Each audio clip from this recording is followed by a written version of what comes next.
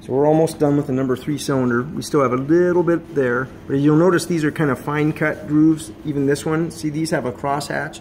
So what we'll do is we're going to try to put a crosshatch pattern in this as we finish it up. So I'm going to spray some lube in there. There's the crosshatch. So we're going to put that in there. We're going to start, we were just honing it to get it nice and square. So to get it, so you can go at any speed, but to get a crosshatch, you have to go about the right speed and you have to move it back and forth. And once you've done this a few times, you'll kind of notice if you move it back and forth like that, you can get a crosshatch pattern. So that's what we're going to do. We're going to work it back and forth.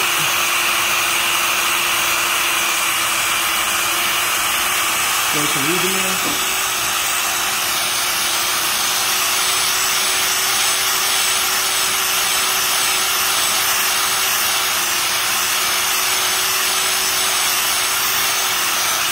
What's the benefit of doing it like this over using cherry?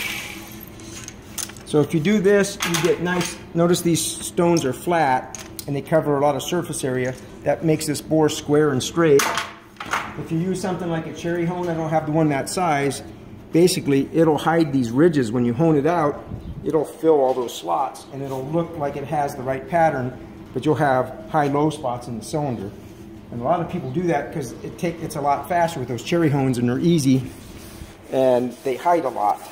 So by doing it this way, you get square. We still have a little bit of a mark here, but if you'll notice, we're starting to get a crosshatch pattern and we want to get those in there so that the rings seat in and that leaves a place for oil to ride as that piston ring's going up and down inside that cylinder. So, and 15-degree angle seems to be about the optimum angle to people that you talk to. But and this block is a soft cast iron block, so you can do that with a regular set of stones. Some of the newer engines have hardened cylinders. Then you have to use diamond cut stones for those. What would it cost? What would it cost if you took this to a machine shop? So I don't know what they charge anymore, but usually to bore them it's like 160 bucks. So if you were taking this to a machine shop, the first thing they said is it's not square and you have to have it bored. But a lot of times it's just going to be a few thousandths oversized, which is going to be fine for this application with cast pistons. But you don't want to spend that kind of money on this engine. Yeah, this motor is an old motor.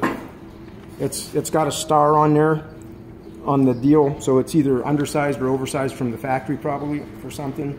And the cylinder, the water jackets were kind of crusty, so we soaked it in acid to get them cleaned out, and we're going to try to use it in a street car.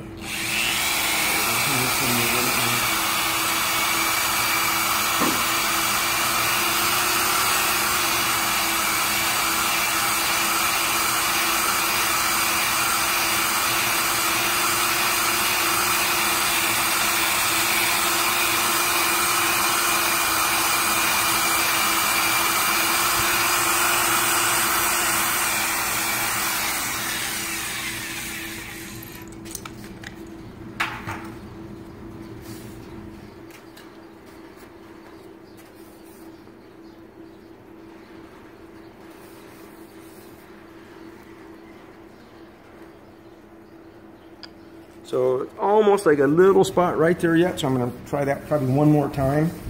And then we'll let the drill cool down. It's getting up to it's almost 100 degrees in here now, so it's warming up. So I'll hit that one more time, then I'll cut the ridge off this one, hone it, cut the ridge off this one, and hone that one.